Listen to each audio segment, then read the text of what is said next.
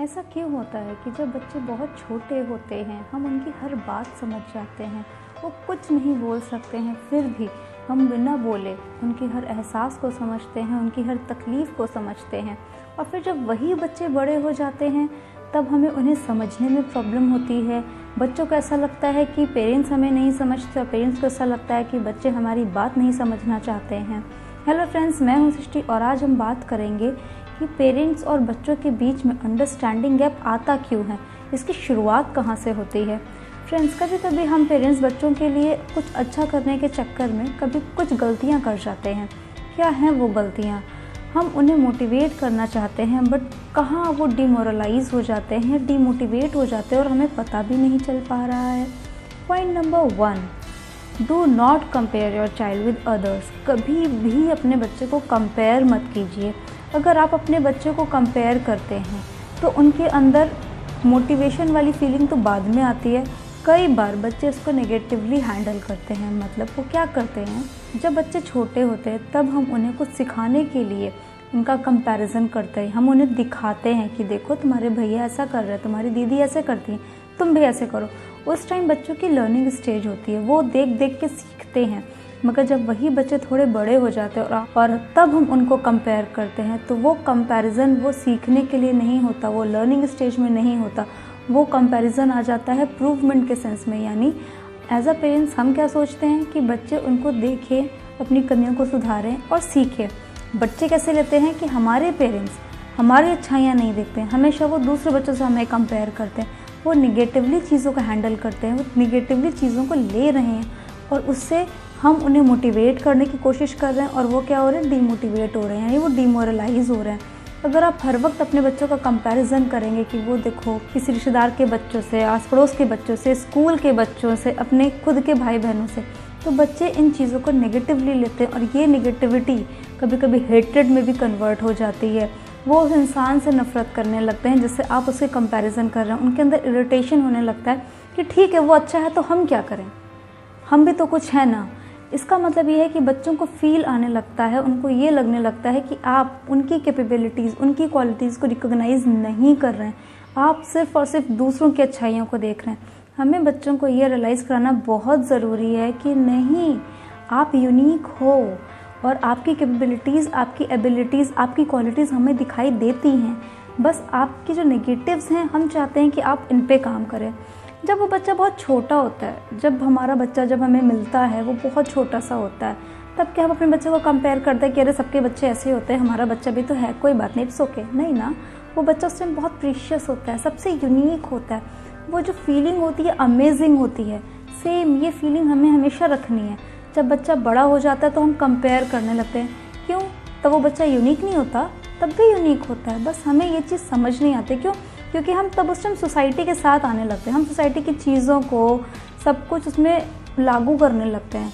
हम चाहते हैं कि बच्चे के अंदर सब कुछ अच्छा आ जाए, बट ये जो कंपैरिजन है, जो हम उसके ऊपर थोप रहे हैं, जो हम उसके ऊपर प्रेशराइज कर रहे हैं, हम उसको जो हम उसके ऊपर डाल रहे हैं, जो बर्डन है वो हैंडल कर पा रहा है कि नहीं कर पा रहा है, ये देखना बहुत ज़रूरी है। अगर आपको अपने बच्चे के अंदर पॉजिटिविटी चाहिए, अगर आप उसको मोटिवेट करना चाहते हैं तो उसके साथ काम करें उसके नेगेटिव्स में, इंस्टेड कि आप उसका कंपैरिजन करें।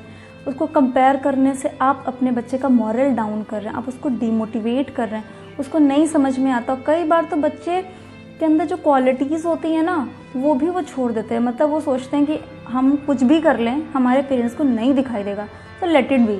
वो उनकी जो अप्रोच होती है वो कैजुअल हो जाती है कि ठीक है आपको वो अच्छा लगता है, आप उसी की तारीफ़ कर लो, हम तो कुछ है ही नहीं। और जो उनके अंदर अच्छा होता है ना वो भी उनकी नेगेटिविटी में चला जाता है या वो भी उनका नेगेटिव बन जाता है, वो उस चीज़ को भी करना छोड़ देते हैं। फ्रेंड्स, हर बच्चा अलग है, हर बच्चे में कुछ ना कुछ यूनिक है, हर बच्चे में कोई ना कोई क्वालिटी है। ऐसा कोई बच्चा नहीं जिसमें कोई क्वालिटी नहीं हो, कोई ना कोई क्वालिटी है। और एज अ पेरेंट्स ये हमारी रिस्पॉन्सिबिलिटी है कि हम अपने बच्चों की क्वालिटीज़ को पहचानें, उनको पॉलिश करें, उसके लिए हम उनकी तारीफ़ करें, उनको प्रेज़ करें और जो उनकी कमियां हैं उसको हम डिस्कस करें, उनके साथ बैठे पूछें हाँ बेटा क्या प्रॉब्लम है, और साथ में बैठ के एक प्लान बनाएं, उस पर वर्कआउट कैसे करना है हम ये डिस्कस कर सकते हैं, जिससे कि बच्चा अपनी कमियों पे भी काम करे आपके साथ मिलके और उसे पता हो कि मेरे पेरेंट्स का सपोर्ट है मेरे साथ, मेरे पेरेंट्स मेरे साथ इंगेज हैं, वो मेरे साथ इन्वॉल्व हैं, मेरे इस जर्नी में वो मेरा साथ दे रहे हैं, ना कि वो मुझे कंपेयर कर रहे हैं। बच्चों के अंदर ये ट्रस्ट होना बहुत ज़रूरी है कि पेरेंट्स के लिए उनके बच्चे सबसे अलग हैं, सबसे यूनिक हैं और उनकी कमियां भी एक्सेप्ट करी हैं उन्होंने। बच्चा जैसा भी है वो आपका है और आपको उसको एक्सेप्ट करना होगा एज द वे ही और शी इज़। उसकी पॉजिटिव्स भी एक्सेप्ट कीजिए, उसके नेगेटिव्स भी एक्सेप्ट कीजिए। ऐसा नहीं हो सकता कि हम पॉजिटिव्स एक्सेप्ट करें और उसके लिए उसको कुछ ना बोले और नेगेटिव्स पे पिंच करते हैं। अगर आप सिर्फ नेगेटिव्स को पॉइंट आउट करेंगे तो वो पॉजिटिव्स भी देखना बंद कर देंगे। फ्रेंड्स, बच्चों के साथ कामली और पेशेंटली हैंडल करना उन्हें बहुत ज़रूरी है और ये सिर्फ तब हो सकता है जब हम उनका कंपैरिजन ना करें। आप खुद सोचिए, अगर बच्चे हर वक्त आपका कंपैरिजन करें दूसरे बच्चों के पेरेंट्स के साथ तो आपको कैसा लगेगा? नहीं अच्छा लगेगा ना हर वक्त अगर आपका कंपैरिजन होगा, क्योंकि आप जो कर रहे हैं वो उनके लिए कर रहे हैं। आप जो मेहनत कर रहे हैं वो अपने बच्चे के लिए कर रहे हैं ना। तो ये जो चीज़ है ये बच्चों को सिर्फ तब समझ में आएगी जब आप उनका कंपैरिजन नहीं, उनका मोटिवेशन बनेंगे, उनका सपोर्ट बनेंगे। तो बच्चों का सपोर्ट सिस्टम बनिए, ना कि उन्हें कंपेयर करके डिमोरलाइज करिए या डिमोटिवेट करिए। हमें बच्चों को मोटिवेट करना है, हमें समझाना है उन्हें कि नहीं, आप सब कुछ हो हमारे लिए। आपकी जो वर्दीनेस है वो कोई भी किसी भी सिनेरियो में कम नहीं हो सकती है। ठीक है, सब कुछ एक तरफ है, आपकी क्वालिटीज़, आपकी अच्छाइयाँ एक तरफ हैं और जो कमियाँ उस पर हम साथ मिलके काम कर सकते हैं। ऑब्वियसली उससे बच्चों के अंदर एक पॉजिटिविटी आएगी, उन्हें समझ में आएगा कि हाँ, उनमें ये काबिलियत है, उन्हें कैपेबिलिटी है।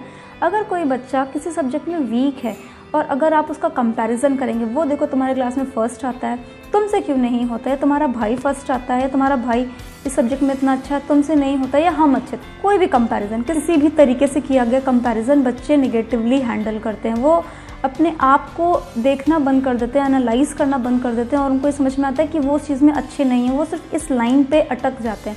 हमें क्या करना है? हमें समझना है बच्चों की प्रॉब्लम को और हमें एक प्लान बनाना है। अगर कोई बच्चा किसी सब्जेक्ट में फेल होता है या वीक है तो हमें क्या करना है? उसके साथ बैठना है, उससे बात करनी है, उसकी प्रॉब्लम समझनी है, एनालाइज करनी है सिचुएशन को और साथ में एक प्लान करना है कि ठीक है, अगर वो फर्स्ट नहीं आ सकता, अगर वो फेल है तो हमें उसको एक एक स्टेप ऊपर लेके जाना है। हम उसको तुरंत टॉप करने को नहीं बोल सकते, बट हम उसको एवरेज ला सकते हैं। जैसे हम बच्चों को सिखाते हैं एक एक स्टेयर्स चढ़ना, वैसे स्टेप बाय स्टेप हम उनको उनकी कमज़ोरी से भी ऊपर लड़ना, उनको ऊपर आना सिखा सकते हैं। ये हमारे हाथ में है। एज अ पेरेंट्स ये हम में काबिलियत है और ये काबिलियत आप में हमेशा रहती है। ये समझना बहुत ज़रूरी है। Point number 2, give quality time to your kids. बच्चों को क्वांटिटी में टाइम देना ज़रूरी है, एक अलग बात है, मगर अगर आप बहुत बिजी हैं, आपके पास वक्त की कमी है, तो गिव क्वालिटी टाइम। आप 24 घंटे नहीं रह सकते हैं, मत रहिए, बट अगर आप 1 घंटा दे रहे हैं, आधा घंटा दे रहे हैं, जो भी दे रहे हैं, प्रॉपरली दीजिए। ऐसा मत कीजिए कि आप डिस्ट्रैक्टेड माइंड से अपने बच्चे को टाइम दें।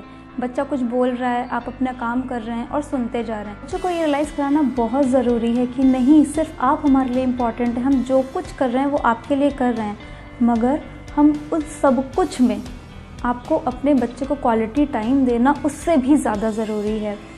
फ्रेंड्स, जब बच्चे हमसे टाइम एक्सपेक्ट करते हैं और हम उनको नहीं देते हैं तो वो टाइम वो बाहर ढूंढते हैं, वो प्यार, वो अफेक्शन वो बाहर ढूंढते हैं और कई बार वो गलत संगत में भी चले जाते हैं।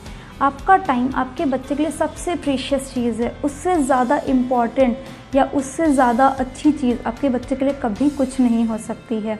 अगर आपके पास टाइम की कमी है, आपको लगता है कि आप बहुत बिजी हैं और आपका बच्चा आपसे कुछ कहना चाहता है, कुछ शेयर करना चाहता है, तो आप एक चीज़ कर सकते हैं। आप उसको बोलिए, गिव मी 15 मिनट्स और 20 minutes, let me finish this work, then I will listen you. I really want to talk to you, I really want to listen you, so please give me this much of time. इससे बच्चों को लगेगा कि आपको उनकी बात में interest है, आप उनको सुनना चाहते हैं, बट अभी आप बिजी हैं तो वो भी आपको टाइम देंगे, उनको भी समझ में आएगा, वो वेट करेंगे, क्यूरियोसिटी होगी कि हाँ, उन्हें आपसे बात करनी है।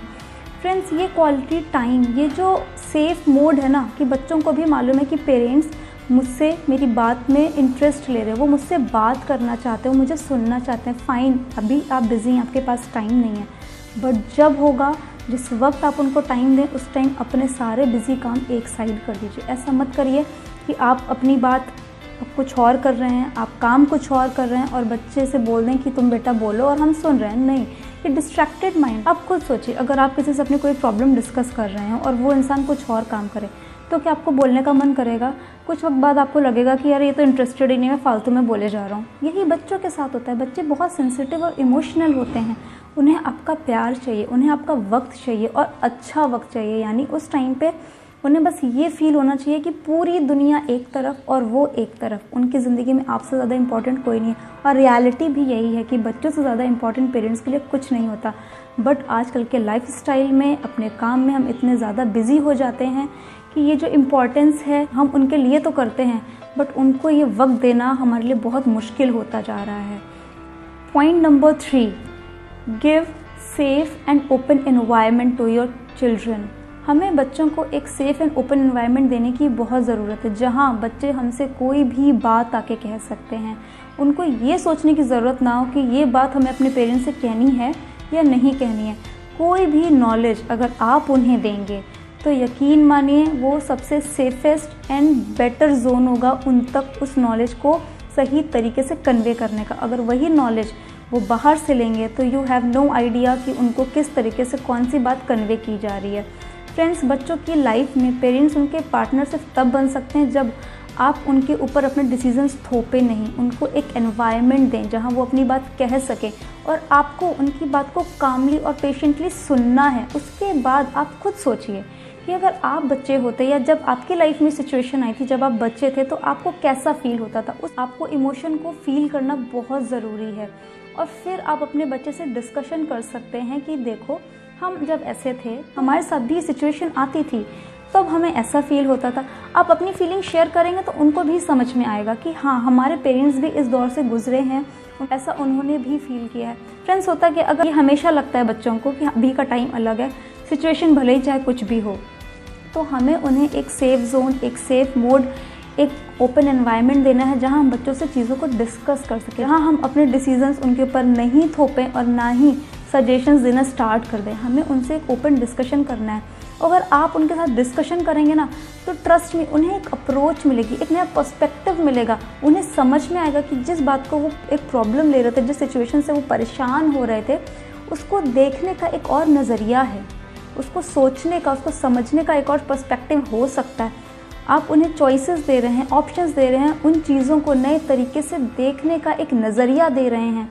फ्रेंड्स, ये नज़रिया उनकी पूरी लाइफ काम आने वाला है, क्योंकि अब उन्हें पता है कि उनकी लाइफ में कोई भी प्रॉब्लम आए, उनके पेरेंट्स उन्हें एक नया नज़रिया दे सकते हैं। उनके पेरेंट्स इतने कैपेबल हैं कि वो उनके साथ डिस्कशन कर सकते हैं, कुछ भी बोल सकते हैं, कोई भी बात शेयर कर सकते हैं। उसके लिए उन्हें कहीं बाहर जाने की ज़रूरत नहीं है। और ये जो सेफ्टी जोन है ना, ये जो सेफ और ओपन एनवायरनमेंट आप उन्हें दे रहे हैं, इससे आपके और आपके बच्चे के बीच में कभी भी गैप, अंडरस्टैंडिंग गैप, मिसअंडरस्टैंडिंग्स कभी नहीं हो सकती हैं, क्योंकि आपने उनको अपनी लाइफ में अपना फ्रेंड बना के रखा है। ऑब्वियसली एज अ पेरेंट्स हमारा कंसर्न हमारे बच्चों की बेटरमेंट के लिए हमेशा रहेगा, मगर हमें ये समझने की भी बहुत ज़रूरत है कि बच्चे बच्चे ही हैं और हमें उनके लेवल पे जाकर उनको समझना होगा, उनको समझाना होगा। जब बच्चे बहुत छोटे होते हैं, कुछ नहीं बोल पाते हैं, तब भी तो हम उनके लेवल पे जाके ही सोचते हैं ना कि इनको क्या तकलीफ़ होगी, वो क्या कहना चाह रहे हैं। यही काम हमें हमेशा उनके लिए करना है और तभी हम अपने और अपने बच्चों के बीच के फासले को कम रख पाएंगे, उनके दोस्त बन पाएंगे और हमेशा उनका साथ, सपोर्ट, मोटिवेटर, गाइड हमेशा कर पाएंगे। फ्रेंड्स, अगर ये टिप्स आपको पसंद आते हैं तो प्लीज़ इस वीडियो को लाइक करें, शेयर करें एंड चैनल को सब्सक्राइब करें। फ्रेंड्स, पेरेंटिंग का कोई रूल नहीं है, ऐसा मैंने पहले भी कहा है, मगर ये एक प्रोसेस है, बहुत ब्यूटीफुल जर्नी है जिसमें आप बच्चों के साथ बहुत कुछ सीखते हैं, बच्चे आपसे बहुत कुछ सीखते हैं। So enjoy this journey. Thank you for watching this video.